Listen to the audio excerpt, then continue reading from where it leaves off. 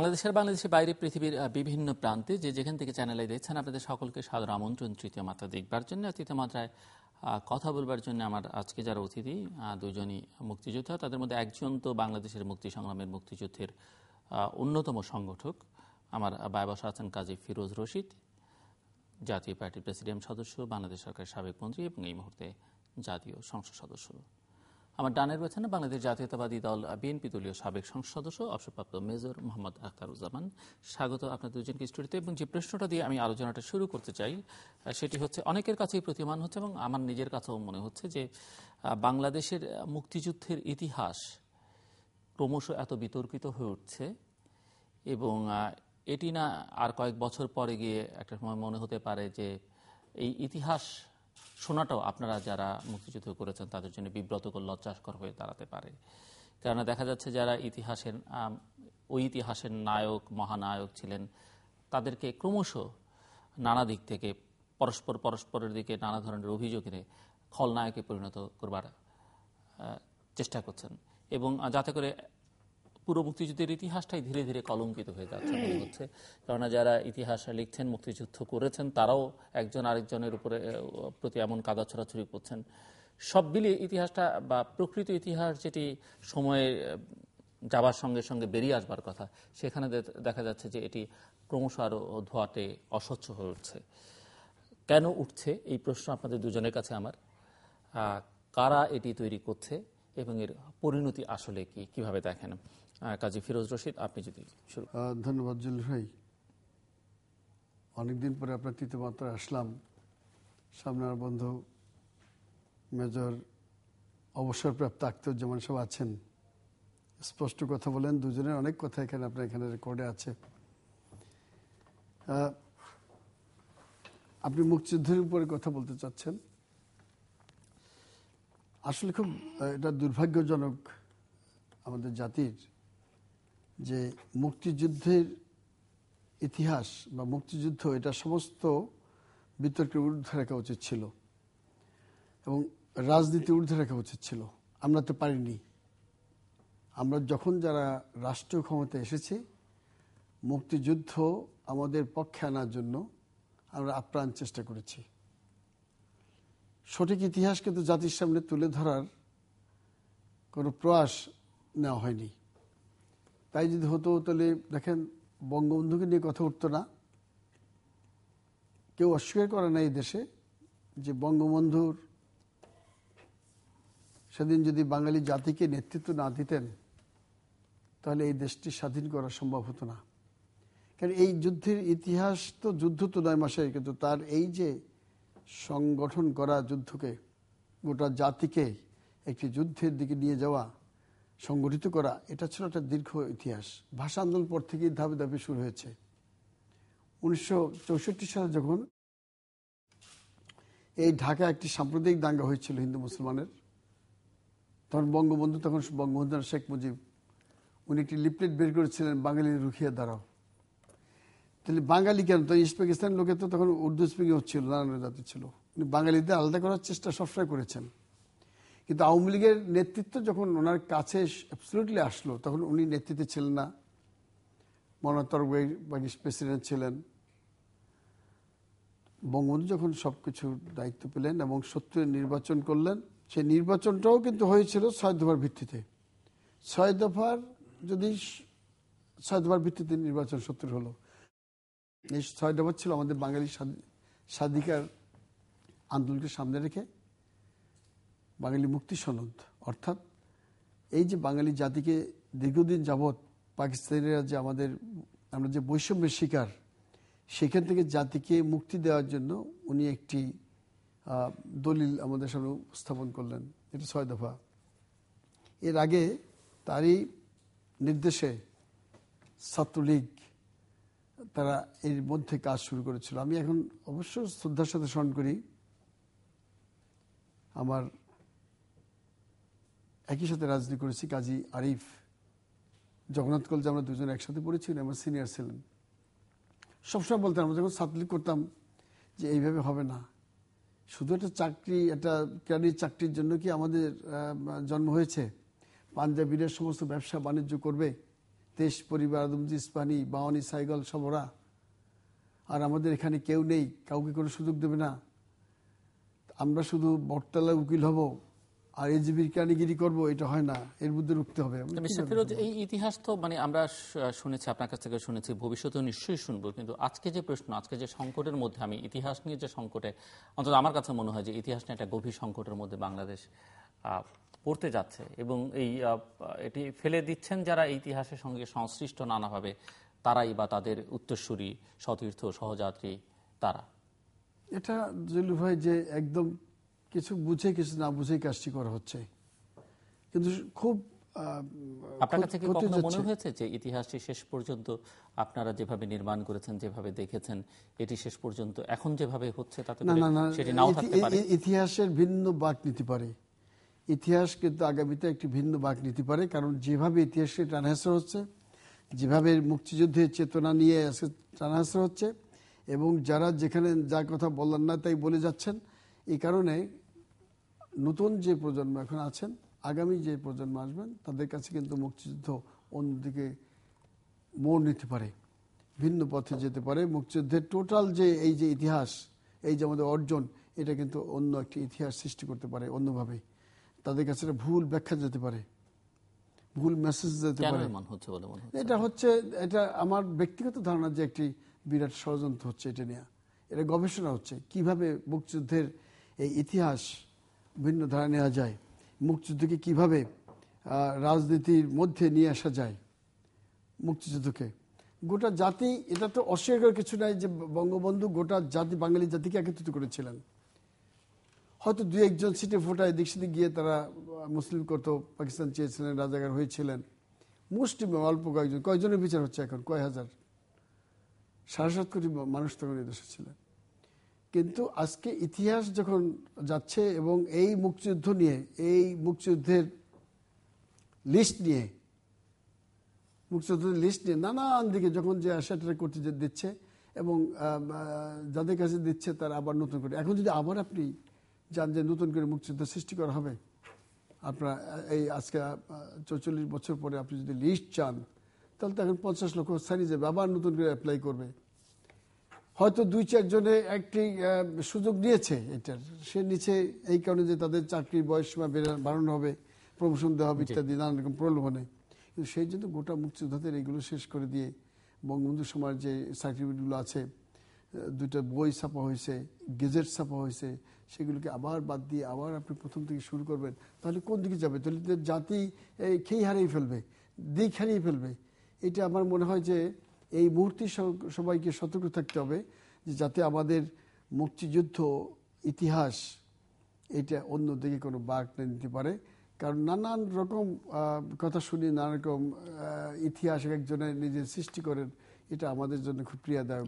এবং এটা শুধু, এটা আমি বলবো যে এই যে এমনি এমনি হচ্ছে তা না, এটা একটা গভীর ষড়যন্ত্র একটু অংশ হতে। আমি শুনবো আরো কথা আপনার, এবং দর্শকরাও শুনবেন, এবং আপনার কাছে আবার আসবো। মেজর আখতারুজ্জামান। জুয়েল ভাই, আপনাকে অনেক ধন্যবাদ। অনেকদিন পরে ফিরোজ ভাইয়ের সঙ্গে আমরা একসঙ্গে আলোচনায় বসছি। আপনি যে বিষয়টির দিকে ইঙ্গিত করেছেন তা খুবই অর্থবহ এবং খুবই সময় উপযোগী।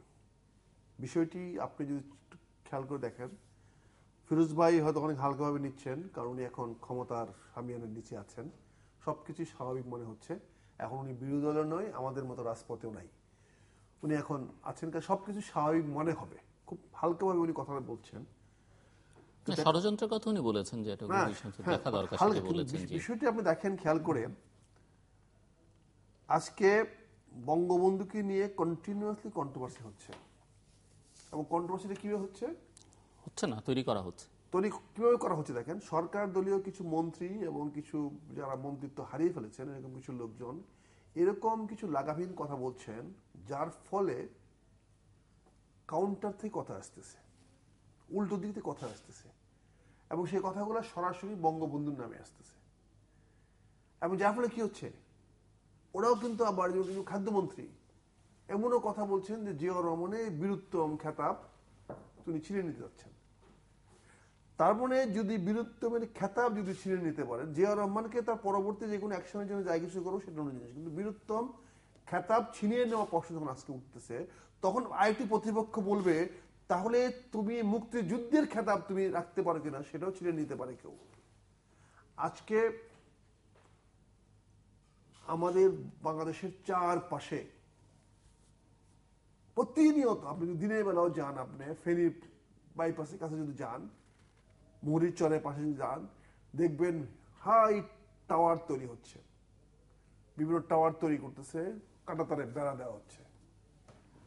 যেখানে আমরা আগরতলার সঙ্গে সম্পর্ক ভালো করার জন্য চেষ্টা করছি, যেখানে তাদেরকে চাল রপ্তানি করতেছি, তাদেরকে আমরা ট্রানজিট দিচ্ছি, সবকিছু দিচ্ছি, সেখানে আমার বর্ডারের পাশে এত বড় খারাপ তার কাটার বেড়া দেওয়ার কি কারণ? তার মানে নিশ্চয়ই ভারত সরকার আগামী দিনে বাংলাদেশে কোনো সমস্যা তারা ফোর্সি করতেছে। তাদের দৃষ্টিভঙ্গিতে বাংলাদেশে অনেক নিশ্চয় একটা সংঘাতময় পরিস্থিতির সামনে দিকে আসতেছে, তারই কিছু আলামত আমরা দেখতে পাচ্ছি। আজকে আপনি কি বলছেন এই ইতিহাস বিকৃতির সঙ্গে এগুলোর কোনো সম্পর্ক আছে? আমি তো ইতিহাস বিকৃতি বলছি না এগুলাকে। আজকে আপনি যেখানে দেখেন, আপনি হঠাৎ করে সেদিন দেখলাম একটা চ্যানেলে ক্যাপ্টেন তাজ প্রকাশ্যে বলতেছেন যে সে জিয়াউর রহমানকে গ্রেফতার করেছে এবং কর্নেল তাহির গিয়ে তাকে মুক্ত করে এনেছে। যে তাহিরকে হাইকোর্ট ছেড়ে দিল, তাকে বেকসুর খালাস দিল। আজকে সরকারি দলের একজন এমপি সাহেব বলতেছেন টেলিভিশন চ্যানেলে, এমটিভি চ্যানেলে বলতেছেন যে সেখানে তাকে গিয়ে গ্রেফতার করা হয়েছে। ইতিহাস বিকৃতি না, ইতিহাসটাকে সঠিক পথে আনা হচ্ছে। একে খন্দকার একজন সেক্টর কমান্ডার, মুক্তিযুদ্ধ বিষয়ে কথা বলার সে অধিকার রাখে না, কিন্তু ক্যাপ্টেন তাজ সম্ভবত বলেছেন যে ৩রা নভেম্বরে যে তাকে বন্দী করা হয়েছিল সেই গ্রেফতারটার কথা মিন করেছেন এবং জিয়াউর রহমান তো বন্দী ছিলেন।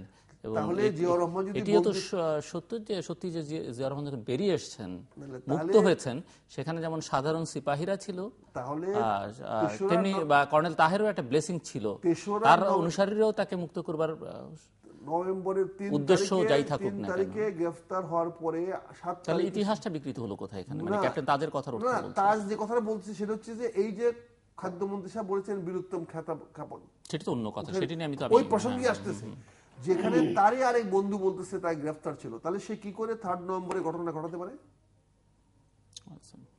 বিষয়টা তো হিসাব করে দেখেন। তার মানে বিষয়টা কি? বিষয়টা হচ্ছে যে আপনি কাঁচের ঘরের থেকে বাইরে ঢিল দিচ্ছেন, আপনি মুক্তিযুদ্ধের বিষয়টাকে বিতর্কিত করতেছেন, বঙ্গবন্ধু নিয়ে কথা হচ্ছে। একে খন্দকার সাহেব একজন সেক্টর কমান্ডার, যুদ্ধের একজন অথরিটি বলা যায়, সেক্টর কমান্ডার, এবং পরবর্তীতে উনি উপ-অধিনায়ক। পরে যদি এখন অনেকে বলছেন আবার এই উপ-অধিনায়ক পদটিই ছিল না। যাই হোক, নাই কিছু বলো, কিন্তু এতকাল তো বলে আসছে এবং তাকে মন্ত্রী বানিয়েছে, সেক্টর কমান্ডার্স ফোরামের প্রধান ছিলেন তিনি, সেক্টর কমান্ডার্স ফোরামের প্রধান ছিলেন। ভারতে উনি বহুদিন হাই কমিশনার ছিলেন, তাকে নিয়ে প্রশ্ন ওঠে নাই। আজকে উনি যে কথাটা বলেছেন সেটা নেওয়ার সঙ্গে সঙ্গে তাকে দল থেকে ছেড়ে ফেলে দেওয়া হয়েছে। এবং দেখেন আপনি কি হচ্ছে, আজকে সরাসরি বঙ্গবন্ধুকে অস্বীকার করে বক্তব্য আসতেছে। কিন্তু এর পিছনেটা যদি দেখেন, ভারত যে আমাদেরকে সহযোগিতা করেছে, এটা কিন্তু আমরা ভুলেও স্বীকার করি না, এবং ভারত কিন্তু সেটা স্বীকার করাবে, বাধ্য করে স্বীকার করাবে। আপনি মনে আছে কিনা? স্বীকার করে না, আবার এটি আপনি বলছেন কিভাবে বাংলাদেশ স্বীকার করে না? আমার ইতিহাস স্বীকৃতি কোথাও আছে? এই যে আমরা এত ইতিহাসের বই লিখতেছি, এত কিছু লিখতেছি, কোথাও লেখা আছে যে ভারতের জেনারেল অরোরা এখানে এসে এই ছিল সেই ছিল, বা আমাদের বইয়ে কোথাও আছে? একটা লাইন আছে কোথাও? 5000 সৈন্য তাদের এখানে নিহত হয়েছে, কোন একটা লাইন আছে? আমরা কত বড় অকৃতজ্ঞ জাতি, আমরা আত্মহত্যা দিচ্ছে, কত বড় অকৃতজ্ঞ জাতি, যারা আত্মহত্যা দিয়েছে আমরা তাদেরকে একবারও স্মরণ করি না। তাদের গায়ে লাগে না এটা? দেখেন, কিছু কিছু বিষয় আছে, নিজেকে বড় করতে গেলে যদি সুপারি গাছের মতো লম্বা হারে একাই বড় হয়ে যান তাহলে টিকবেন না। আপনাকে বড় হইতে হলে পারিপার্শ্বিকতা নিয়েই বড় হতে হবে। আজকে আপনি যে জিনিসটা চিন্তা করতেছেন, আজকে আপনি যদি পাঠ্যপুস্তক বইগুলো দেখেন, আজকে একটা টেলিভিশন অ্যাডভার্টাইজ দেখবেন, কতটি সেক্টর ছিল। এই প্রশ্ন করলে পরে একটি মাধ্যম পুরস্কার দিচ্ছে কি, তাকে পানিতে ফেলে দিচ্ছে। কত বড় ইন্ডিকেটিভ। পুরস্কার তাকে পানিতে ফেলে দিচ্ছে না, কারণ সেই আনন্দে আত্মহারা হয়ে বলেছে তার নৌকায় যারা যাত্রী ছিল যে আমাকে পানিতে ফেলে দেন। আত্মহারারও আরো তো উদাহরণ অনেক কিছু আছে। পানিতে তো লাফ দিয়ে পরে মজাও করে। কতগুলো পজিটিভ নেগেটিভ বিষয় আছে, কোথার সঙ্গে কোথায় মিলাচ্ছেন আপনারা? এই যে জিনিসগুলো একজনের চোখে খুব সুন্দর, আরেকজনের চোখে কি হচ্ছে? আপনি তো সহজভাবে নিয়েছেন, আমি কিন্তু সহজভাবে নিয়ে নিই না, সেটা তো বোঝাই যাচ্ছে। কারণ 11 সেক্টরে উত্তর দেওয়ার পরে আনন্দে উচ্ছ্বাস করে আমাকে পানিতে ফেলে দে, এটা তো গর্বের বিষয় হতে পারে না। পানিতে ফেলে দেওয়া কোনো ভালো সেটা আনন্দিত হয়েছে যখন বলা হচ্ছে যে আপনি জিতেছেন। হয়ে কাউকে পানিতে ফেলে দেওয়া এটা পাগলামি, এটা কোনো ভালো আনন্দের লক্ষণ। আমি আসছি আপনার কাছে, বিকৃতি কিভাবে হচ্ছে, অপচেতন মনে কিভাবে এই আলোচনাটা আমরা কন্টিনিউ করব। আপনি তো করলেন নিশ্চয়ই, এতক্ষণে কাজী ফিরোজ রশিদের বলবার অনেক কিছু যুক্ত হয়েছে। আমি তার সঙ্গে আরেকটা প্রশ্ন আপনাদের দুজনের কাছে যোগ করে দিতে চাই। ইতিহাস যদি আমরা এই ভারতীয় উপমহাদেশের বিশ্লেষণ করি এবং দেখতে যাই, এবং সাম্প্রতিক কালেও ইতিহাসও যদি দেখি, যেমন ভারত একটি ধর্মনিরপেক্ষ রাষ্ট্র, ভারতের প্রধান রাজনৈতিক দল কংগ্রেস, সেভাবেই আমরা জানি। এবং আজকে ভারত যেখানে এসে দাঁড়িয়েছে, যে একটি ধর্মভিত্তিক রাজনৈতিক দল ভারতের সিংহভাগ জনগোষ্ঠীর সমর্থন নিয়ে বিপুল ভোটে তারা বিজয়ী হয়ে রাষ্ট্র ক্ষমতা পরিচালনা করছে। এবং তারা ভারতকে কোথায় নিয়ে যাবে, ভারতের রাজনীতিকে কোথায় নিয়ে যাবে, কারো কারো মতে ভারতের নামটা ভারত থেকে হিন্দুস্তানও হয়ে যেতে পারে, সে জায়গায় তারা নিয়ে যাচ্ছে। মানে বদলে গেছে ভারতের, বা বদলে যাচ্ছে ভারতের ইতিহাস, রুচি, সংস্কৃতি, যেভাবেই আমরা বলি না কেন। যে মুসলিম লীগ পাকিস্তানের জন্ম দিয়েছিল, মানে পাকিস্তান আন্দোলনে যে মুসলিম লীগের মূল ভূমিকা ছিল, সেই মুসলিম লীগের হাতেই কিন্তু পাকিস্তানের একার্থে কবর রচিত হয়েছে। এবং সেই মুসলিম লীগও কিন্তু মুসলিম লীগ নেই। এবং যেমনটা কংগ্রেস ভারতে মাত্র কটি আসন পেয়েছে উল্লেখ করবার দরকার পড়ে না, হয়তো ভবিষ্যতে ইতিহাস বদলালেও বদলাতে পারে। অনেকে মনে করছে যে বাংলাদেশে আওয়ামী লীগ, যারা বাংলাদেশের জন্মদানে নেতৃত্ব দিয়েছেন, বাংলাদেশের স্বাধীনতা যুদ্ধে নেতৃত্ব দিয়েছেন, অস্বীকার করবার কোনো সুযোগ নেই। সেই আওয়ামী লীগের হাতে কারো কারো মতে অভিযোগ যে গণতন্ত্র বিপন্ন হচ্ছে। এমনকি বা উনি যে দলের রাজনীতির সঙ্গে যুক্ত, তারা বলবার চেষ্টা করছেন যে আওয়ামী লীগের হাতে বাংলাদেশের স্বাধীনতা, সার্বভৌমত্ব বিপন্ন হচ্ছে। এবং বাংলাদেশ আওয়ামী লীগ বাংলাদেশকে কোথায় নিয়ে যেতে পারে সেটি নিয়ে কারো কারো মধ্যে হয়তো সংশয় আছে। সো এই প্রশ্নটি আমি আপনাদের কাছে রাখলাম যে আপনারা কি মনে করেন কাজী ফিরোজ? এই যে আমাদের স্বাধীনতা যুদ্ধ একদিনের ফসল না। সেদিন আমাদের নেতা ছিলেন ছাত্রলীগ আর আওয়ামী লীগ, এর বাইরে কোন দল ছিল না। এখন বোধহয় 250-300 দল হয়ে গেছে আওয়ামী লীগের, মানে সমর্থক গোষ্ঠী, এই সমর্থক গোষ্ঠী, ওই ভাব গোষ্ঠী, ওই আদর্শ গোষ্ঠী। না, এখন তো বাংলাদেশ আওয়ামী লীগের অনেক নেতা কর্মীর, মানে তৃতীয় শ্রেণীর কর্মীর ছবিও বঙ্গবন্ধু শেখ মুজিবুর রহমান, প্রধানমন্ত্রী শেখ হাসিনার চেয়ে বড় করে দেখা যায় রাজপথে। এখন মুশকিল হয়ে গেছে। বঙ্গবন্ধু একই অবস্থা, জিয়াউর রহমান সবচেয়ে ছোট, তারেক রহমান তার চেয়ে বড়, এবং বঙ্গবন্ধু ছবি খুব ছোট, প্রধানমন্ত্রীর একটি ছোট ছবি, আর নিচে ওই লোক যার কোনো নাম নাই, ঠিকানা নাই, কারোর নাম বলতেছে, বিশাল এক ছবি দিয়ে এই যে না, এই যে অমুক সমর্থক গোষ্ঠী, এরা সমর্থক গোষ্ঠী হয়ে গেছে 200-র উপরে। মূল দল ছিল আওয়ামী লীগ, বঙ্গবন্ধু এবং ছাত্রলীগ। এখন তো এই দুটো স্বাধীনতা যুদ্ধ আওয়ামী ভ্রূণ দল না হোক, এখন এইটাতে এত বড় হয়ে গেছে যে এখন একটা ধরতে হবে, তো যে একটা ধরে ফেলায় নৌকা সমর্থক গোষ্ঠী ধর এটা করলো, হয়ে যাক। কিন্তু আওয়ামী লীগ ও ছাত্রলীগ এরা দেশ স্বাধীন করছে, জনগণের ম্যান্ডেট নিয়ে বঙ্গবন্ধু যুদ্ধের আহ্বান করছে, সৈন্য বেঙ্গল রেজিমেন্ট বলেন, তারা রিভোল্ট করছে, গোটা জাতি একত্রিত হয়ে গেছে। এবং এখানে কমিউনিস্ট পার্টি সবাই তখন এক হয়ে গেছে। তখন তো বিএনপি হয় নাই। আমাদের নেতা ছিলেন তখন ছাত্রলীগের নুরুল আলম সিদ্দিকী, আব্দুল কুদ্দুস মাখন, আসম আব্দুর রব, শাহজাহান সিরাজ। নুরুল আলম সিদ্দিকী এবং শাহজাহান সিরাজ ছিলেন প্রেসিডেন্ট সেক্রেটারি ছাত্রলীগের, আর আসম আব্দুর রব এবং আব্দুল কুদ্দুস মাখন ছিল ডাকসু ভিপিজিএস। এই 4 খলিফা মানুষ বলতো। তাদের কোন কোন রাস্তা আছে আমাকে দেখেন তো ঢাকার বুকে। চলেন, এই যে এটা আপনাদের স্টুডিও থেকে আমরা গুলশান যাই, বড় এভিনিউ আছে, কোন রাস্তাটা এই 4 খলিফার নামে এখন আছে? নেই।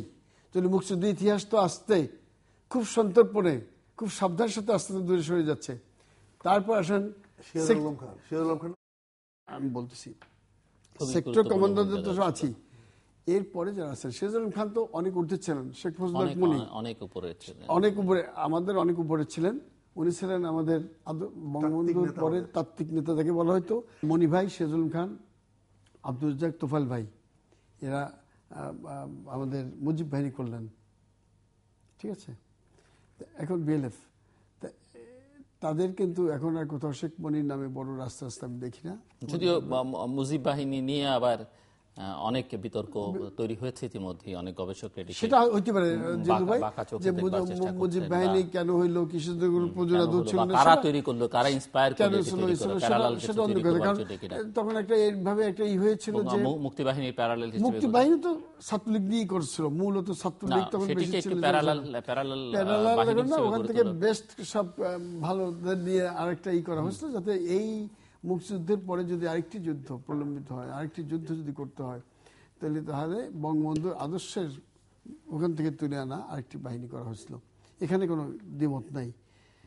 কিন্তু আমি বলছি যে এইভাবে কিন্তু আমাদের মুক্তিযুদ্ধের ইতিহাসগুলো, মুক্তিযুদ্ধের মহাবীর যারা, নায়ক যারা, তাদেরকে যদি আপনি আড়াল করে ফেলেন পর দাঁড়ালে, সামনে কাদের দেখতেছেন? শুধু ভিলেনদের দেখবেন।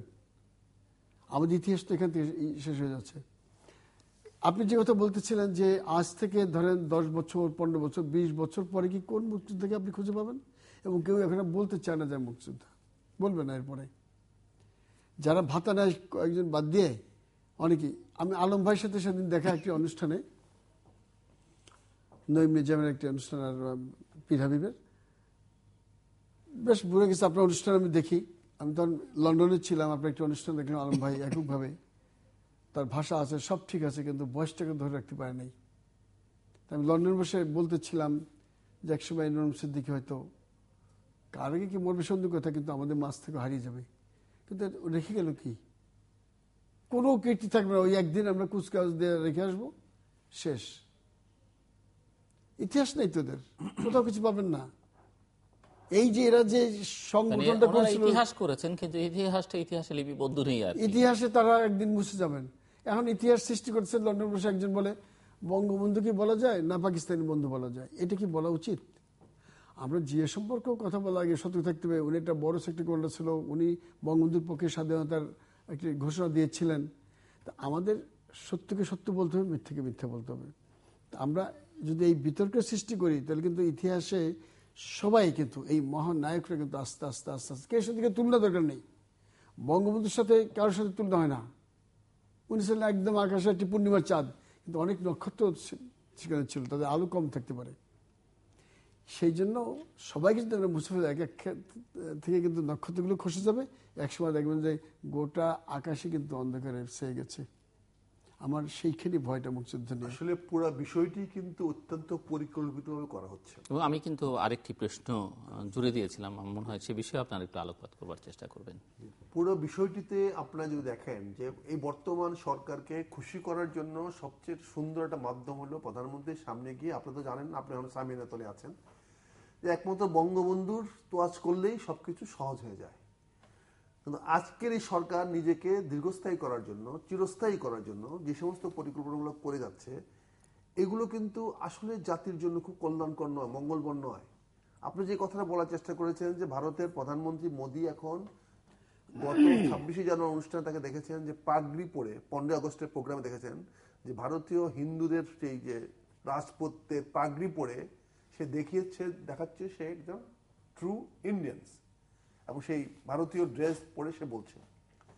আমাদের প্রশ্ন হলো, ভারত হিন্দু রাষ্ট্র হোক, তাহলে ভালো কথা, কারণ ভারত হিন্দুস্তানের নামই তো ভারত, ভারতের নাম হিন্দুস্তান ছিল, হোক। আমার দেশটা তো আমরা 47 সনে ভাগ হয়েছিলাম কেন? মুসলমানদের জন্যই তো। এবং এখনো তো আমাদের দেশের 90% মুসলমান বাস করে। এই বাংলাদেশটা মুসলমানের দেশ, এবং 1000 বছর ধরে এই বাংলাদেশে মুসলমান বলেন, হিন্দু বলেন, পরবর্তীতে খ্রিস্টান আসছে, বা তার আগে বৌদ্ধ ছিল। বাট বাংলাদেশে আবার শুধুমাত্র মুসলমানদের আধিপত্য প্রতিষ্ঠা করতে তৈরি হয়নি, না। কিন্তু 47 সনে যেটা হয়েছে সে দেশ বিভাগ হয়েছে। তারপর আমরা কি হচ্ছে, হিন্দু মুসলমান তো আমরা 1000 বছর ধরে একসঙ্গে বাস করে আসতেছি। আমাদের কৃষ্টি, কালচার সবকিছু তো একই রকম হয়ে গেছে, একের সঙ্গে আমরা জড়িত। আজকে আমরা এই যে নবান্ন উৎসব বলেন, পয়লা বৈশাখ বলেন, পয়লা বৈশাখ শুরু করে গেছে আকবর, আকবর সেখান থেকে শুরু করে গেছে, আমরা সেগুলো মেনে নিচ্ছি, এবং সেই হিন্দু পঞ্জিকাতেও বৈশাখ প্রথম বর্ষ আসছে। কাজে এখানে আমরা একসঙ্গে বাস করছিলাম, কিন্তু মাঝখান থেকে আমাদেরকে কিছুটা ছন্নছাড়া হয়ে গেছি। আজকে আমরা এখনো দেখেন এই বাংলাদেশে কিন্তু 3.5 বছর ছিল মাত্র ধর্মনিরপেক্ষ বাংলাদেশ। সেই ধর্মনিরপেক্ষ বাংলাদেশের পরিণতি কিন্তু ভালো হয় নাই, সুন্দর হয় নাই। কাজে আজকে সাবধান থাকতে হবে। প্রধানমন্ত্রী শেখ হাসিনা যত কিছু করুক সবকিছু পরিবর্তন করেছে, কিন্তু ধর্মনিরপেক্ষতা কিন্তু পরিবর্তন করে নাই। সে এখনো কিন্তু সংবিধান থেকে আল্লাহর নাম মুছার চেষ্টা করে নাই, এখনো বিসমিল্লাহির রহমানির রহিম সংসদে আছে, পরিবর্তন করার চেষ্টা করে নাই। এখনো তিনি হিজাব পড়েন, এখনো তিনি তাজ্জুদে নামাজ পড়েন, 5 ওয়াক্ত নামাজ পড়েন, প্রকাশ্যে অপ্রকাশ্যে উনি যে ধর্মীয় অনুষ্ঠানাদি মানেন এটা দেখানোর চেষ্টা করেন। তার মানে কি, উনি ধর্মীয় চেতনাটাকে ধরে রাখছেন যে উনি মুসলমানদের প্রতিনিধিত্ব করছেন, উনি ধর্মনিরপেক্ষতার প্রতিনিধিত্ব করছেন না। যদিও ধর্মনিরপেক্ষ কিছু ব্যক্তি না, কিন্তু ধর্মনিরপেক্ষতা বললেই যে মানে ধর্ম পালন করবেন না এরকম তো ব্যাপার না। না, ধর্মনিরপেক্ষতা মানে তো হলো ধর্মের প্রতি আনুগত্য না থাকা। ধর্মের প্রতি আনুগত্য থাকা ধর্মনিরপেক্ষতা নয়। কাজে ধর্মনিরপেক্ষতা ধর্মহীনতার মধ্যে পার্থক্য খুব আছে বলে আমার মনে হয় না। রাষ্ট্র পরিচালনার ক্ষেত্রে মানে রাষ্ট্রের কোনো ধর্ম থাকবে না, ব্যাপারটা এরকম। রাষ্ট্রের ধর্ম থাকবে না, কিন্তু রাষ্ট্র ধর্ম ছাড়া কি করে হবে? রাষ্ট্রের তো নিজস্ব ক্যারেক্টার থাকতে হবে। রাষ্ট্র তো একটা মৌলিক পদার্থ নয়, রাষ্ট্র তো যৌগিক পদার্থ। রাষ্ট্র তো একটা রাষ্ট্র কোনো ধর্মকে প্যাট্রোনাইজ করবে না, স্পেশালি ধর্মকে প্যাট্রোনাইজ করা এক জিনিস, তার নিজস্ব ধর্ম থাকে এক জিনিস। প্রতিটা কেমিস্ট্রিতে প্রতিটা দ্রব্যেরই তার গুণগত ধর্ম থাকতে হবে। তার আমি গণতান্ত্রিক, এটা আমার একটা ধর্ম। ধর্ম মানে শুধু ওই মানে পৌরাণিক বা আধ্যাত্মিক ধর্ম নয়, ধর্ম মানে তার একটা ক্যারেক্টার, তার একটা চরিত্র। কাজে এখানে 90% মুসলমান মানুষ যেখানে আছে সেখানে তার একটা প্রাধান্য থাকবে, কিন্তু তার অর্থ এই না যে আমি হিন্দু বা খ্রিস্টান বা বৌদ্ধ বা তাদেরকে বাদ দেব। খ্রিস্টান তো আমার এই ভারত আমাদের সমাজ ছিল না, যেটা 200 বছরে এখানে আসছে, কিন্তু এখন খ্রিস্টান অনেক বেড়ে গেছে, কিন্তু আমরা একসঙ্গে থাকবো। কিন্তু আজকে আমাদের সাধারণ মানুষের মনে, গ্রামে গঞ্জে সবখানে কিন্তু মানুষের মধ্যে একটা আতঙ্ক দেখা দিয়েছে যে আমরা কি আস্তে আস্তে ধর্মহীনতার দিকে চলে যাচ্ছি কিনা, আমাদেরকে ধর্মনিরপেক্ষতার নামে আমাদেরকে ধর্মহীন করার চেষ্টা করা হচ্ছে কিনা, বা আমাদেরকে ভারতীয় আধিপত্যের অধীনে নিয়ে আসা হচ্ছে কিনা। একদিক দিয়ে আমাদের চারপাশে তার কাটা বেড়া দেওয়া হচ্ছে, আবার দেখতে পাচ্ছি আমাদের বিভিন্ন এনজিওরা আজকে আমাদের সার্বভৌমত্বের বিরুদ্ধে কথা বলছে, আমাদের দেশের সেনাবাহিনীর প্রয়োজনীয়তা আছে কিনা সে নিয়ে কথা বলছে। সম্প্রতি আমরা দেখেছি যে 8টি এনজিও একসঙ্গে সভা করে তারা সেনাবাহিনীর বিরুদ্ধে কথা বলেছেন। তারা এখন বলতেছেন সেনাবাহিনীর জন্য জমি অধিগ্রহণ করা যাবে না, সেনাবাহিনী ক্যাম্প করা যাবে না, ক্যান্টনমেন্ট করা যাবে না। তাহলে সেনাবাহিনীকে আমি কোথায় রাখবো, তাদেরকে কোথায় আবাস দিব, তাদেরকে আমি বায়বীয় অবস্থায় রাখবো? 8টি এনজিও সেখানে কথা বলছেন এবং সেখানে প্রকাশ্য তারা বলছেন। তার মানে মেজর আখতারুজ্জামান, এখানে আরেকটা প্রশ্ন মানে আমরা বিশ্লেষণ করবার জন্য আলোচনা করছি, একাডেমিক আসপেক্ট থেকে আলোচনাটা নিয়ে আসতে চাই, যে বাংলাদেশ আওয়ামী লীগের যে রাজনীতি এবং বাংলাদেশ সেনাবাহিনীর যে স্বাধীনতোত্তর ইতিহাস, অনেক ভালো দিক আছে। অনেক কারণে সেনাবাহিনীর কিছু কিছু কর্মকর্তার ক্রিয়াকর্মের কারণে সমালোচিত হয়েছে, সেনাবাহিনী বিতর্কের মধ্যেও পড়েছে। সেটি 1975 সালের 15ই আগস্ট থেকে শুরু করে 2007-এর 11ই জানুয়ারি ঘটনা পর্যন্ত, এবং তারপরেও দুটো বছরের কীর্তি। আওয়ামী লীগের আমলে নিশ্চয়ই সেনাবাহিনী বা সশস্ত্র বাহিনীর উন্নয়নের জন্য অনেক কাজ সরকারে থাকলে করতেই হবে, কিন্তু এবার কি একটু মনে হচ্ছে না অনেক বেশি করা হচ্ছে বা বেশি মাত্রাতিরিক্ত? এটিকে ঠিক সবাই স্বাভাবিকভাবে নিচ্ছেন না। যেমন এখন জেলায় জেলায় ক্যান্টনমেন্ট, পদ্মা সেতু হবে, সেখানে ক্যান্টনমেন্ট একটা হবে, মানে এর মধ্যে অস্ত্র কেনা টেনা সেগুলো সেই সব প্রসঙ্গ না হয় আমরা নাই বা গেলাম। মানে এটি স্বাভাবিক কিনা, মানে কে কি করতে পারে? আপনি মেজর আখতারুজ্জামান কি করতে পারেন, কতদূর যেতে পারেন না, কাজী ফিরোজ রশিদের কতদূর যেতে পারেন, কতদূর যেতে পারেন না, কে কাকে কিভাবে কাছে টেনে নিতে পারেন না, সেটি ঠিক আওয়ামী লীগের সঙ্গে যায় কিনা, এই প্রশ্নটা। এখানে আপনি সুন্দর জিনিসের দিকে ইঙ্গিত করেছেন এবং অত্যন্ত স্পর্শকাতর বিষয়টা ইঙ্গিত করেছেন। আসলে বাংলাদেশের রাজনীতিতে বঙ্গবন্ধু উত্তর এবং বর্তমান আওয়ামী লীগের মধ্যে একটা ভাবগত এবং একটা দৃষ্টিভঙ্গিগত একটা পরিবর্তন হয়েছে। 75-এর সময় বঙ্গবন্ধু নেতৃত্বে আওয়ামী লীগ ছিল, অনেক বেশি মানে আওয়ামী লীগ তো সবসময় মানে জনগণই তার শক্তি এবং জনগণের উপরে নির্ভর, সেটা ছিল ৭৫-এর পূর্বে বঙ্গবন্ধুর আদর্শের কথা। বঙ্গবন্ধু মনে করতেন এই দেশটা পুরো তার জন্য শুভাকাঙ্ক্ষী এবং এই দেশে তার কোনো বিরোধী নাই, আর যারা বিরোধী ছিল তারা ৭১-এ পরাজিত হয়েছে। উনার ছিল বিশাল বড় কলিজা, উনি জাতিকে বিশ্বাস করতেন, জনগণকে বিশ্বাস করেছেন এবং এই বিশ্বাস করতে গিয়ে উনি তার নিজের বলয়ের মধ্যে উনি তাদের শিকার হয়ে গেছেন। কিন্তু সেই শিক্ষা থেকে আজকের প্রধানমন্ত্রী কিন্তু অনেক বেশি সাবধান। আমরা একটু আগে কথা বলছিলাম, আসলে বর্তমান প্রধানমন্ত্রী এত বেশি সাবধান যে উনি কোনো প্রকার ঝুঁকি নিতে এখন রাজি নন। উনি আমরা দেখতে পাচ্ছেন উনি শত্রুকে কিন্তু সিঙ্গেল আউট করেছেন। উনি তার প্রতিপক্ষকে এই নিয়ে ওনার মধ্যে কোনো রকম দ্বিধাদ্বন্দ্ব নাই। উনি সরাসরি বিএনপিকে আঘাত করেছেন এবং বিএনপিকে কোণঠাসা করার জন্য যা কিছু প্রয়োজন উনি তা করছেন এবং সেই জন্য উনি জামাত, যুদ্ধাপরাধী ইস্যুটিকে নিয়ে উনি ব্যারোমিটারের মতো একবার উপরে উঠাচ্ছেন, নিচে নামাচ্ছেন। তার লক্ষ্য কিন্তু একটি, সেটা হচ্ছে তার প্রতিপক্ষ। আপনি কি বলতে চাইছেন সে কারণে কামারুজ্জামানের রায় কার্যকরটা বিলম্বিত হয়ে যাচ্ছে, হবে হচ্ছে করেও হচ্ছে না, এটা তার ট্রিক্স অফ দ্য গেম। কিন্তু উনি তারপরেও দেখেন গত 15ই নভেম্বরের যুবলীগের অনুষ্ঠানে উনি কিন্তু আবারও 3rd নম্বরে বলেছিলেন উনি সবার ফাঁসি দিবেনই, আবার পুনরাবৃত্তি করেছেন আবার 15ই নভেম্বরে যুবলীগের অনুষ্ঠানে। কিন্তু আমি যে কথা লাস্টে আসতেছি, সেনাবাহিনীর সঙ্গে তার যে এখন একটা সুন্দর সখ্যতা, এটি হলো friends in need, friends in deed. এই সরকার যুবলীগকে যেমন তার যুব সমাজটাকে যেমন তার নিয়ন্ত্রণ রাখার চেষ্টা করতেছে, একটা মনে রাখবেন যুব ফোর্সের দুইটা জায়গায় কনসেন্ট্রেশন আছে। একটা হলো যুবলীগের অধীনে যুব ফোর্স, যারা অর্থনৈতিকভাবে অনেক বেশি বিত্তশালী, তাদের সাংগঠনিক শক্তি অনেক বেশি, কিন্তু তাদের মধ্যে ডিসিপ্লিন নাই, ডিসঅ্যাডভান্টেজ। অনেকে অন্যভাবে নেবেন না, কিন্তু কথা বলছি যে যুবলীগের মধ্যে সবকিছু আছে, অর্থ আছে, বিত্ত আছে, ক্ষমতা আছে, সাহস আছে, যে কোনো কিছু করার মতো ক্ষমতা আছে, কিন্তু অভাব হলো ডিসিপ্লিন। কারণ যেহেতু তারা বৈধ উপায়ে তাদের সম্পদ অর্জিত হয় না। কিন্তু তার কাউন্টার পার্ট সশস্ত্র বাহিনী। সশস্ত্র বাহিনীতে কিন্তু সব যুব সমাজ, এখানে বিদ্বেষ স্থান নাই, এখানে সব তেজমান, বেগমান, বুদ্ধিমান, বুদ্ধিদীপ্ত লোক। কিন্তু তারা কি দে হ্যাভ এভরিথিং, ক্ষমতা আছে, সম্পদ আছে, অর্থ আছে, অর্গানাইজেশন আছে, সঙ্গে একটা এক্সট্রা জিনিস আছে, ডিসিপ্লিন। কাজে প্রধানমন্ত্রী শেখ হাসিনা সঠিকভাবে ধরে নিয়েছেন যে একদিক দিয়ে আমার বাইরের যুব সমাজ আমার নিয়ন্ত্রণে থাকবে, পাশাপাশি আমি সশস্ত্র বাহিনীর যুব সমাজকে নিয়ন্ত্রণ রাখবো এবং তাদের যে প্রয়োজন এবং তাদেরকে যেন ব্যস্ত রাখতে পারি। শুনুন, সেনানিবাস দেওয়া, পদ্মা ব্রিজ দেওয়া কিন্তু তাদের সঙ্গে শেয়ার করা না।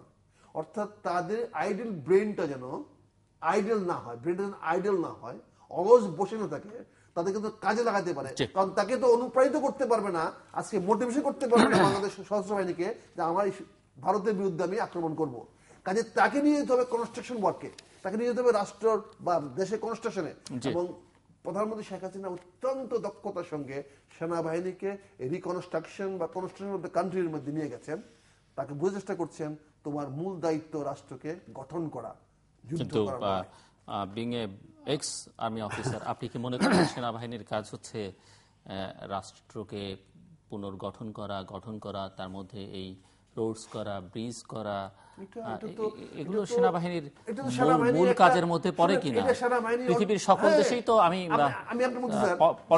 পলিটিক্সের ছাত্র হিসেবে জানি পৃথিবীর সকল দেশেই সেনাবাহিনী নিরাপত্তার জন্য সবসময় মানসিক শারীরিক ভাবে প্রস্তুত থাকে। আমি একটু ক্যারেক্টারের মধ্যে আসি, ধর্মের মধ্যে আসি। আমরা একটু আমি আমার কিছু মিলিটারি সায়েন্স পড়বার সুযোগ হয়েছে, কারণ আমার একাডেমিক কোর্সের মধ্যে ছিল সেটি। একটা অন্যতম বিষয় হলো সেনাবাহিনীকে আফটার ওয়ার অকুপাইড টেরিটরিতে অ্যাডমিনিস্ট্রেশন চালানো, উন্নয়ন করা, রিকনস্ট্রাকশন করা, এটা একটা অন্যতম দায়িত্ব, যেটা আমেরিকান আর্মি ইরাকে করছে, আমেরিকান আর্মি আফগানিস্তানে করতেছে, চাইনিজরা ভিয়েতনামে করেছে, চাইনিজরা নিজের দেশে করেছে, রিকনস্ট্রাকশন অফ দ্য নেশন। এখন যদি আমি আমার বাংলাদেশ আরেকদিন এই বিষয়ে আলোচনা occupying territory, Bangladesh is also N occupied territory of Bangladesh army, তাহলে এখানে এই কনস্ট্রাকশন কাজ তারা করতেই পারে। মিলিটারি সায়েন্স আমার একটা কোর্স ছিল, এই বিষয়ে আমরা আলোচনা করব। এটা কাজী ফিরোজ রশিদ। আমি বলতে চাইছি যে দিল ভাই আগে একটা প্রশ্ন করেছিলেন যে আওয়ামী লীগ কি মুসলিম লীগের মতো বা কংগ্রেস কি মুসলিম লীগের মতো হয়ে যাবে, যে মুসলিম লীগ পাকিস্তান এনেছিল, এখন তাদের কিন্তু আর কোথাও নামগন্ধ নাই, বা এই ইতিহাসে বা পাকিস্তানের যে পরিণতি, করুণ পরিণতি আজকে পাকিস্তান যেখানে দাঁড়িয়ে, বা পাকিস্তানের ভাঙন, সবকিছুর জন্য মুসলিম লীগের একটা বড় দায় আছে, ভুল রাজনীতির জন্য হয়েছে। করছি আমি। এবং আমরা যে এই যে আলাদা হয়ে গেছি, এটা তো মুসলিম লীগ তাদের একটা ভুল রাজনীতি। কারণ আমরা যদি সেদিন বৈষম্যের শিকার না হতাম, ভাই ভাই যদি সমান অধিকার পেতাম, তাহলে তো এটা হইতো না। এবং শুধুমাত্র ধর্মের উপর ভিত্তি করে একটি রাজনীতি বা একটি দেশ, সেটা আমরা বহন করতে চাইনি। আমরা বাঙালি, আমরা আলাদা হয়ে গেছি। আওয়ামী লীগের সে অবস্থা হবে না, কারণ আওয়ামী লীগ এই দেশটি তাদের নেতৃত্বে স্বাধীন হয়েছে, বঙ্গবন্ধুর নেতৃত্ব দিয়েছেন, উনি আওয়ামী লীগের নেতা। অতএব মুসলিম হবে, কারণ কাজী মোহাম্মদ আলী জিন্নাহ উনি ঠিক পাকিস্তানি ছিলেন না, উনি পাকিস্তানের বাইরের লোক ছিলেন। পাকিস্তানে তাকে একটা সিম্বলিক রেখে তারা করছিল, তারপরে মুসলমানও ছিলেন না। হ্যাঁ, অর্থাৎ তার আয়ত্তের বাইরে ছিল সব, সেখানে তা না। আপনি আজকে লক্ষ্য করবেন, এই যে যুবলীগ তাদের প্রতিষ্ঠা বার্ষিকী উপলক্ষে আমি খুব গর্বিত যে এই যুবলীগ প্রতিষ্ঠা করছিলাম এই আমরা মনি ভাইয়ের নেতৃত্বে কয়েকজন। তো সেই যুবলীগ আজকে সারা দেশের এত বড় একটি শক্তিশালী প্রতিষ্ঠা হয়েছে। আপনি আজকে দেখেছেন যে আজকে যে যুবলীগ সুরাউন্ড করছে, এর আগে আওয়ামী লীগে একটা দেখেছিলাম, তার থেকে অনেক অনেক গুণ বেশি। এটা আমার কাছে খুব গর্ব অনুভব করি আমি যখন দেখি। হ্যাঁ, কিছু ভুল তো আছেই। এই যুব সমাজ তার আপনার আমার বয়সের থেকে অনেক কম, তাদের ওই বয়সটা আমরা পার করে আসছি।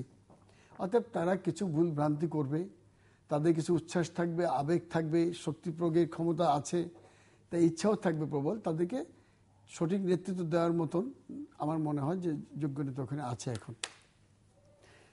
অতএব ছাত্রলীগের একই অবস্থা। এখন জিল্লু ভাই যেটা ভয় আপনি করতেছেন যে আওয়ামী লীগ সেই মানে মানুষের যে এটা করে, এটা গ্রামগঞ্জে কি এটা কি বলতে আসছে না, প্রতি ঘরে ঘরে একজন আওয়ামী লীগ আছে। বিএনপি একটা বড় সংগঠন, কিন্তু বিএনপি তাদের সংগঠনের দায়িত্বটা এখন যে কোন দিকে আছে, নেতৃত্ব যে কোন দিকে ভাগ হয়ে গেছে, দেশে না দেশের বাইরে থেকে নেতৃত্ব পরিচালিত হচ্ছে, এইটা নিয়ে মানুষের একটা শঙ্কা আছে। আমি এই কিছুক্ষণ আগেও বাইরে থেকে আসলাম, গ্রাম থেকে। তো মানুষের একটা বড় আশঙ্কা আছে যে এই নেতৃত্ব কি বাংলাদেশের ভিতর থেকে হচ্ছে না এই নেতৃত্ব বাংলাদেশের বাইরে থেকে আসছে। এরকম প্রশ্ন আছে যে বিএনপির কতজন আসলে বিএনপির আর কতজন সরকারের, না এটা সেরকম একটা প্রশ্ন আছে। আজকে এক বিএনপি নেতাকে বলতেছিল যে দেখেন, অনেকের দিনে বিএনপি করে, রাত্রিবেলা সরকারের সাথে সম্পর্ক আছে। আবার অনেকে দিনের বেলায় সরকারের সাথে, সরকারি লোকদের সাথে বসে ব্যবসা বাণিজ্য করে একাকার হয়ে গেছে। যারা বিএনপি নীতিনির্ধারকদের খুব কাছের লোক, তারা এখন সরকারের কাছের লোক হয়ে গেছে। কারণ ব্যবসা তাদেরকে এতই কাছে ঠেলে দিয়েছে সরকারের, যে তারা এখন ওখান থেকে বেরিয়ে আসতে পারছে না। তাদের ওই বিশাল পুঁজি রেখা তারা রাজনীতি মন নাই। অর্থাৎ বিএনপিতে যারা পুঁজি করছে, আক্তার ভাই আপনি জানবেন জিনিসটা, অনেকে বলে আজকে, আপনি জানবেন যেহেতু আপনি শব্দ আছেন, এখন নাকি এখন অনেকে বলে যে বিএনপি যে সমস্ত কাজ প্রোগ্রাম গুলো হচ্ছে বা আর্থিক যে সুযোগ সুবিধাগুলো, এইগুলো নাকি সরকার ওই সমস্ত নেতাদের মাধ্যমে সরবরাহ করছে। আমরা দেখলাম যে বিএনপি এই প্রশ্ন কালকে একজন সিনিয়র সাংবাদিক, আমি সম্পাদক সিনিয়র সাংবাদিক বলল যে লন্ডনে এবং গুলশানে মোটামুটি সরকারের লোকজনই বিএনপি চালাচ্ছে। এটা কি ঠিক নাকি? আমাদের কাছে কনফিউশন, আমরা দেখি যে আমি বিএনপি করি না, আপনি বলতে পারবেন ওই ধরনের। তবে আমি যে খবরটা রাখি, এগুলো রাজনীতির জন্য স্বস্তিকর খবর না। রাজনীতির খবরটা রাখা, জনগণ যা বলে, সাংবাদিক যা বলে, তা তো ঠিকই যে বিএনপি এখন বাংলাদেশ থেকে একরকম বিএনপি চলছে, লন্ডন থেকে আরেক রকম বিএনপি চলছে। এই দুটো ট্রান্সফার মাঝখানে পড়ে বিএনপি কোন দিকে কখন কোন কাকে নেতা বানাবে, কোন দিকে যাবে, কোন দিকে একটু করবে। বিএনপির অবস্থা তো ওই যে বেগম জিয়া নীলফামারীর বক্তৃতায়, নীলফামারীতে জনসভা বললেন, যে ঢাকা মহানগর নিয়ে কথা বললেন, বা সম্প্রতি স্থায়ী কমিটির বৈঠকে যে তার যে ক্ষোভ, যথার্থ। কারণ সে বলছে কি যে আমি যখনই যে আন্দোলনের ডাক দেই আপনার সম্পূর্ণ ব্যর্থ হন। বিএনপিকে মাঠ দেয়নি, সরদুর দান। আওয়ামী লীগকে যদি না দিত, বলেন উনি বলছে যে সারা দেশে বিক্ষোভ, কি বিক্ষোভ হয়েছে, ঘরে বসে হয়েছে সবাই, কোনো খেয়াল করে দেখেন। এইখানে ব্যবধান হচ্ছে আওয়ামী লীগ এবং বিএনপি। আওয়ামী লীগ সরকারে যতটা ভালো করে, তার থেকে 10 গুণ বেশি ভালো করে বিরোধী দলে থাকা অবস্থায় এখানে এইটা আছে। আর আমি আরেকটু শেষ করে দিচ্ছি আপনাকে, আর্মি ওই যে যারা বলে এনজিওরা যে আর্মিকে এতগুলো ভূমি কেন দেওয়া হলো। এই এনজিওরা হচ্ছে কি ওই ভূমি দস্যুরা যারা আছে তাদেরকে সাহায্য করে। বন, আপনি যদি একটা স্টেডিয়াম বানাতে চান বন দেবে না, কারণ যেটা বনের জায়গা। আমি প্রশ্নটা কিন্তু ওই এনজিওদের কথা ধার করে রেজ করিনি। আমি প্রশ্নটা ক্যান্টনমেন্ট হওয়া, অস্ত্র কেনা, সেখানেও আমার কোনো আপত্তি এখানেই নেই। করতে হবে সব। আমি যে প্রশ্নটা করেছি সেটি হচ্ছে যে আওয়ামী লীগ যখন এটি করে, ও সেটা মানে সেটি আওয়ামী লীগ কেন করবে না? কতটা অনেকের ধারণা যে বঙ্গবন্ধুকে একটি সশস্ত্র সেই উত্তরটাই আপনাদের কাছ থেকে খুঁজতে চাইছি যে বিদ্রোহের মাধ্যমে হত্যা করা হয়েছিল, সমস্ত আর্মির লোকরা হত্যা করেছে। মোস্তাক তাদের ছিল এই, সেখানে সব আর্মির লোক, ডাইনিও তো রিটায়ার্ড আর্মি, ফারুক রশিদ আর্মিতে ছিল। কিন্তু হ্যাঁ, এরকম হতে পারে যে কিছু মুসলিমীয় যারা একদমই আদর্শবিহীন, যারা ভিন্ন অন্যের কথায় ষড়যন্ত্র শিকার হয়েছেন, কিন্তু তারা এতদিন দেখছেন যে এই আর্মি তো সেই না, সে কয়েকজনের মুসলিম ভুলের জন্য কি এত বড় একটা আমাদের বিশাল আমাদের একটা সম্পদ তাদের আমরা বাদ দেব? সেই জন্য আর্মির পরে সব থেকে বেশি এই সরকার, আপনি লক্ষ্য করবেন, আপনি বলছেন যে সরকারের একটা ভালো রিয়েলাইজেশন এবং সরকার সাকসেসফুল। এই যে আমাদের পদ্মা ব্রিজের এখানে আর্মিকে ডিপ্লয় করতেছে, একটা ইঞ্জিনিয়ারিং ইউনিট ওখানে থাকবে, আপনি বঙ্গবন্ধু সেতুর ওখানেও আছে, বড় বড় যে স্থাপনাগুলো আছে সবকিছু কিন্তু আর্মির দেখাশোনা করার দায়িত্ব আর্মির কাছে দিবে। অনেকে তো এটাও প্রশ্ন করছেন যে পদ্মা সেতুটা আর্মি করতে পারবে কিনা যদি আমরা সাহায্য করি। প্রধানমন্ত্রী বলেছিলেন, তাদের সেই আছে করার মতো অভিজ্ঞতা। আরেকটা প্রশ্ন আমি দুজনের কাছে করতে চাই এই আলোচনার সঙ্গে, সেটি সঙ্গতিপূর্ণ, যে এই যে যেটি লক্ষ্য করা যায় কাদা ছোড়াছুরিতে আছেই, সেই সঙ্গে অভিযোগ মেজর আখতারুজ্জামান একটি কথা নিয়ে এসছেন যে বিএনপিকে নিশ্চিহ্ন করে দিতে চাইছে সরকার, এরকম একটা অভিযোগ বিএনপির দিক থেকে আছে বা অনেকের কাছে মনে হচ্ছে। আর আওয়ামী লীগের দিক থেকে অভিযোগ হচ্ছে যে বিএনপি আওয়ামী লীগকে নিশ্চিহ্ন করতে চেয়েছে, প্রধানমন্ত্রী শেখ হাসিনাকে মেরে ফেলতে চেয়েছে, আওয়ামী লীগের অনেক নেতাকে মেরে ফেলার চেষ্টা হয়েছে, 21 আগস্ট সহ নানান কথা বলা হচ্ছে। এই যে পরস্পর নিশ্চিহ্ন করে দেবার যে রাজনীতি, সেই রাজনীতি আসলে এই দুটো দলের জন্য কল্যাণ বয়ে আনবে কিনা? এক পক্ষ আরেক পক্ষকে নিশ্চিহ্ন করে দিলে তারা নিজেরা টিকতে পারবেন কিনা, আর গণতন্ত্র তাতে করে কোনোভাবে শক্তিশালী হবে? আমি দুইটি দলকে কোনো দোষ দেবো না, দোষ হলো আমাদের ভাগ্যের। এই দুইটি দলের মারামারিতে গণতন্ত্রই থাকবে না। একটি কথা কি, আওয়ামী লীগে অনেকেই বলে যে আপনার আলোচনা, এখনো আপনার মধ্যে গণতন্ত্র থাকবে না এই শঙ্কা আছে। আমি বলতেছি আমি নিয়ে আসতেছি ওইখানে আলোচনায় বসুন। আওয়ামী লীগ কার সাথে আলোচনায় বসবে? যে বিএনপি তাকে হত্যা করার জন্য পরিকল্পনা করলো, যে বিএনপি তাকে হত্যা করার জন্য গ্রেনেড নিক্ষেপ করালো, যাদের চার্জশিটে নাম আসছে, আমরা তো নিজেরা পুলিশ না, চার্জশিটে নাম আসলে আমাদের করতে হবে। তো সেইখানে উনি তো ভাগ্যের জন্য বেঁচে আছেন, মাননীয় প্রধানমন্ত্রী। তার ওখানে যারা ছিল, আইবি রহমান মারা গেলেন, 23 জন লোক মারা গেছে, 200-300-500 লোক আহত হয়েছে, স্প্রিন্টার জ্বালানি এখানে ঘুরতেছেন। তাহলে এর থেকে বড় একটি আঘাত কি আসে? আমি যদি জানি যে মেজর আখতারুজ্জামান যদি জানে যে আমি তাকে মেরে ফেলাবো, আমি 2 বার তার উপর অ্যাটেম্প নিয়েছি, গুলি করছি, আল্লাহ থেকে ভাগ্যের জন্য বেঁচে গেছেন, উনি আমার সাথে কথা বসবেন? জীবনে বসবেন, ভাই মাপ চাই, আপনার ধারে কাছে ব্যক্তিগত পর্যায়ে না, একটি দলকে নিশ্চিত করে দিচ্ছ। যদি সেদিন মাননীয় প্রধানমন্ত্রী আল্লাহ না করুক কিছু হইতো, আওয়ামী লীগের অস্তিত্ব নিয়ে টান পড়তো ভাই। সেই জন্যই আমার মনে হয় যে এত ফারাক হয়ে গেছে।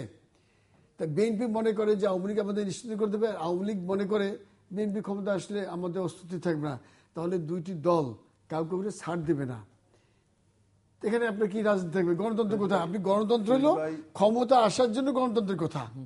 ভাই আমরা গণতন্ত্র চাই, আমরা আসলে ভোটের ভাতের অধিকার সমৃদ্ধ হবে, চাকরি দেবো ঘরে ঘরে, কই আমার রাষ্ট্রীয় ক্ষমতা দেন, এই তো গণতন্ত্র। ফিরোজ ভাই আমি আপনি কথা বলছেন, সুন্দর করে বলছেন, কিন্তু রাজনীতিকে নিশ্চিহ্ন করে দেওয়াটা উনি যেটা বলতে চাচ্ছেন তো অন্যায় কিছু না, ভুল কিছু না। পৃথিবী আদিকাল থেকে আজ পর্যন্ত রাজনীতিতে প্রতিপক্ষকে কেউ ক্ষমা করে না, যুদ্ধক্ষেত্রে, রাজনীতি। কিন্তু এখন যে আপনি যদি ডেমোক্রেসি প্র্যাকটিস করতে চান তাহলে তো আমি আসতেছি কাজে রাজনীতিতে কারোর প্রতি নিশ্চিহ্ন করে কোনো বিষয় না। কিন্তু আপনি যখন গুণগত পরিবর্তন আনতেছেন, আপনি গণতান্ত্রিক পরিবেশের কথা বলতেছেন, আমি আপনাকে যে কথাটা বলছি যে আপনি এই আলোচনাটা করতে আরেকটু সুবিধা, মানে আরেকটু, আমি যেহেতু সময় নেই আমি আরেকটা প্রশ্ন করতে যে মিস্টার কাজী ফিরোজ রশিদ বলেছেন যে এই দুই দলের মারামারিতে গণতন্ত্র থাকবে না। আমি গণতন্ত্র থাকবে কি থাকবে না সেটি আপনি আপনার কথা বলবেন, কিন্তু আরেকটি প্রশ্ন করতে চাই, এই মারামারিতে বা এদের এই দুই পক্ষের কেউ নিশ্চিহ্ন হয়ে গেলে এমন কোন শক্তির রাজনৈতিক উত্থানের সম্ভাবনা আছে কিনা যেটিকে কেউই বাংলাদেশের জনগণ সাধারণভাবে চায় না? সেটি কোনো উগ্র ধর্মান্ধ কোনো রাজনৈতিক গোষ্ঠী, সেটি বাংলাদেশের মুক্তিযুদ্ধের চেতনার পরিপন্থী কোনো রাজনৈতিক শক্তি, সেটি বাংলাদেশের স্বাধীনতা যুদ্ধে যারা বিরোধিতা করেছেন সেরকম কোনো রাজনৈতিক শক্তির প্রবলভাবে উত্থানের কোনো সম্ভাবনা তৈরি করবে কি না, করছে কি না? আপনি প্রশ্নটি জবাব আমি এভাবে দিচ্ছি। আপনি ধরুন 15ই নভেম্বরে যুবলীগের একটা বিশাল সমাবেশ সৈয়দ উদ্যানে হলো, সরকার এবং পুলিশ প্রশাসন সেখানে অনুমতি দিয়েছে। কিন্তু তার এক সপ্তাহ আগের শনিবারে 8ই নভেম্বর বিএনপি একটা অনুষ্ঠান করতে চেয়েছিল, সেদিনও এরকম 8ই শনিবার ছিল, কিন্তু আওয়ামী লীগ সরকার বা পুলিশ প্রশাসন দেয়নি।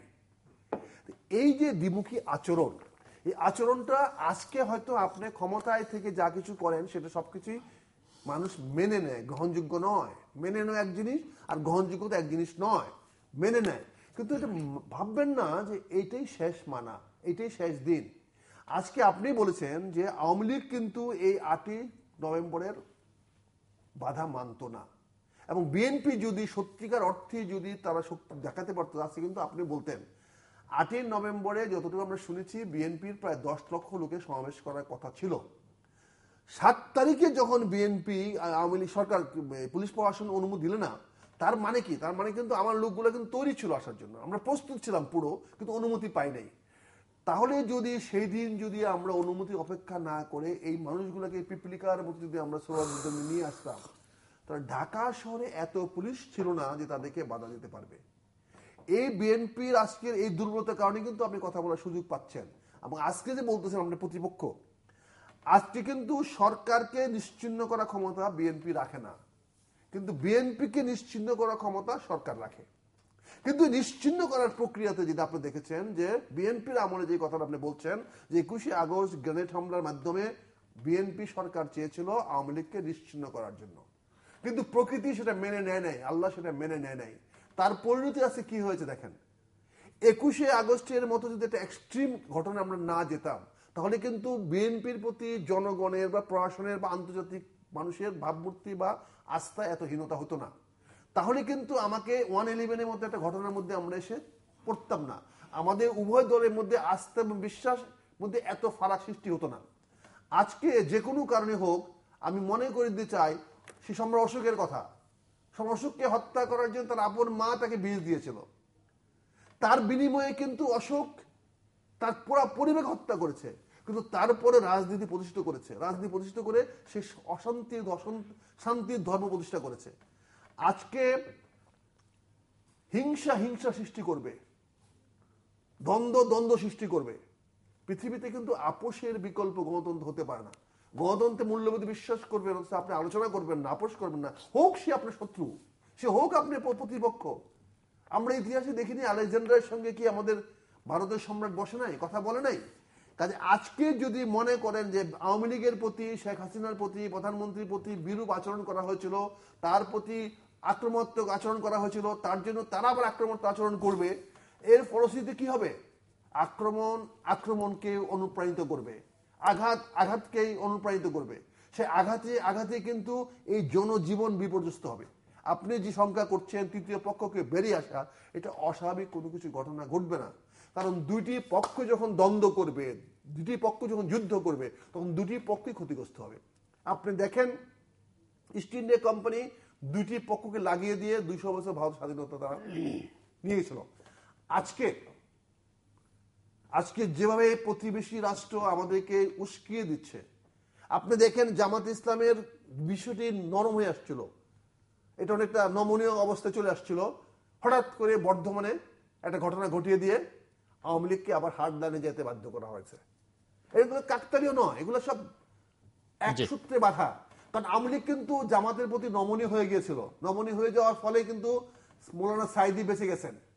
কিন্তু দুর্ভাগ্য হলো বর্ধমান ঘটনা ঘটানোর পরপরেই কামারুজ্জামানের সামনে আজকে খড়গ দাঁড়িয়ে গেছে। আমি জানি না সেই খড়গ বাস্তবায়িত হবে কিনা, তবে যেহেতু 16 ডিসেম্বর সামনে আছে, হয়তো সরকার সুযোগ নিতে পারে, হয়তো সরকার হয়তো আপোষ নাও করতে পারে, আপনি জানবেন। আর একটা কথা বলছি শেষ ফিরোজ করতে ভাই, হবে, আপনাকে শেষ করতে আপনি এই হোসেন মোহাম্মদ এরশাদের জন্য একসময় বিএনপিতে আপনি চলে আসছিলেন, কিন্তু একদিন এই হোসেন মোহাম্মদ এরশাদকে আমি ব্যক্তিগতভাবে আক্রমণ করার কারণে আপনি কিন্তু বিএনপি ছেড়ে না, আমি বিএনপিতে কোনদিন যাইনি। বিএনপির সঙ্গে জোটে আমাদের ছিলেন। জোটে আসছিলেন, আপনি জোটে ছিলেন, চার দলীয় জোটে চার ছিলেন। দলীয় জোটে ছিলেন, জোট এবং- সার করে দিছিল। এবং আপনি আমার নেত্রীর সঙ্গে খুব ভালো একটা সম্পর্ক ছিল, এবং খুব ভালো আপনার রাজনৈতিক একটা সলা পরামর্শ করেছিলেন, এবং শেখ হাসিনাকে ব্যাকাতে ফেলার জন্য অনেক সলা পরামর্শ আপনি করেছিলেন। কিন্তু সেই আপনি আজকে ব্যাক করেছেন, হোসেন মোহাম্মদ এরশাদের সামনে নিয়ে গেছেন, শেষ করতে হবে আজকে আপনাকে। দেখেন আপনি উপনেতা হওয়ার জন্য ভেটো দিচ্ছেন উনি নিজে। এই যে আমাদের ভাগ্যের নির্মম পরিহার, সেটি কাজী এই যে ফিরোজ রশীদ আমাদের বরাবর নেতাদের- বরাবর তার এই যে কৃতজ্ঞতার কথা নেতাদের জানিয়েছেন আমাদের এই যে হোসেন ভুল মোহাম্মদ এরশাদের সিদ্ধান্ত, প্রতি। আমি সরি ভুল বলতে খারাপ লাগে বড় নেতারা, শেষ করতে হবে কিন্তু উনি এতটুকু পারলেন না। ফিরোজ রশিদ, আপনি দেখেন আপনার অবদান এই অনুষ্ঠানে মনে আছে, আমি একদিন অসংখ্যবার, হোসেন অসংখ্যবার। অসংখ্য হোসেন মোহাম্মদ সাহেবকে গালি দিয়েছেন বলে আপনি প্রতিক্রিয়া দেখিয়েছিলেন, এবং আপনি শুধু তাই নয়, আপনি আমার বিরুদ্ধে প্রশাসন করার মতো পদক্ষেপ নিয়েছিলেন। কিন্তু আজকে দেখেন এই নেতারা আসলে আমরা সম্মান করতে, শ্রদ্ধা করতে- ধন্যবাদ, মিস্টার আপনি আখতারুজ্জামান, উপনেতা বোঝা হলে গেছে আপনার কথা। হোসেন মোহাম্মদের সাথে এমন কিছু হতো না, কিন্তু আপনাকে হয়তো কিছুটা মূল্যায়ন করলে। কাজী ফিরোজ রশীদ বুঝতে পেরেছেন আপনি কি বলতে চাইছেন। কাজে আমি বলবো, আপনি যে তৃতীয় কথা বলছেন, আসেন না আমরা হানাহানি কাটাকাটি মিস্টার কাজী ফিরোজ ছেড়ে রশীদ। দিয়ে একটা সবাইকে খুব মিলে সংক্ষেপে, সুন্দর সময় নেই আমার আপোষমূলক হাতে। রাজনীতি করতে পারি কিনা। খুব সংক্ষেপে। আক্তার ভাই, আপনি তো রাজনীতি করেছেন, আর্মিতেও কাজ করেছেন দীর্ঘদিন, আর্মি অফিসার ছিলেন, মেজর ছিলেন, মুক্তিযুদ্ধ করেছেন। পাকিস্তান আর্মি যদি এই যুদ্ধে জিতে যেত, তাহলে আমরা দেশদ্রোহী হতাম, আবার ফাঁসি হতো। আর এই দেশদ্রোহীতে ফাঁসি সবাই, কাউকে ফাঁসি দিত, কাউকে ছেড়ে দিত, কাউকে দেশদ্রোহী হইতো। আর রাজাকেরা কিন্তু সব থেকে বড় দেশপ্রেমিক হইতো। তারা বলতো যে আমরা দেশটা এই বাঁচিয়ে পাকিস্তান, যে পাকিস্তানের স্বাদের পাকিস্তান আমরা এনেছিলাম একদিন, সেই পাকিস্তান আমরা টিকিয়ে দিয়েছি। আমরা টিকিয়ে রেখেছি আমার জীবনের বিনিময়ে। তারা কিন্তু আজকে মেডেল নিয়ে ঘুরতো 16 ডিসেম্বর, যে তারা পারতো, আমরা পরাজিত হতাম। কিন্তু এটা হচ্ছে জয় পরাজয়ের খেলা। এই খেলায় বিএনপি হেরে গেছে, বিএনপি হেরে গেছে। এখন আপনি বলবেন যে সেই খেলা আবার কবে হবে? 5টা বছর তো অপেক্ষা করতে হবে। 5 বছর পরে দেশের অবস্থা কি হবে? আজকে আমরা এই টেবিলে বসে যা চিন্তা করতেছি, যা বলতেছি, এটা হলো অদূর ভবিষ্যৎ নিয়ে কথা বলতেছি, কিন্তু এত দীর্ঘমেয়াদী কথা এই দেশে কেউ বলতে পারবে না, গণকেও বলতে পারবে না। আবহাওয়া নিয়ে যেমন কেউ কোনো কথা বলতে পারে না, এই দুই দলের রাজনীতি নিয়েও কথা বলা যাবে না, কারণ রাজনীতি তো আমাদের দেশের মধ্যে সীমাবদ্ধ না। আন্তর্জাতিকভাবে এটা চলে গেছে, অনেক কনসালটেন্ট নিযুক্ত করা হয়েছে এই রাজনীতিকে দেখভাল করার জন্য।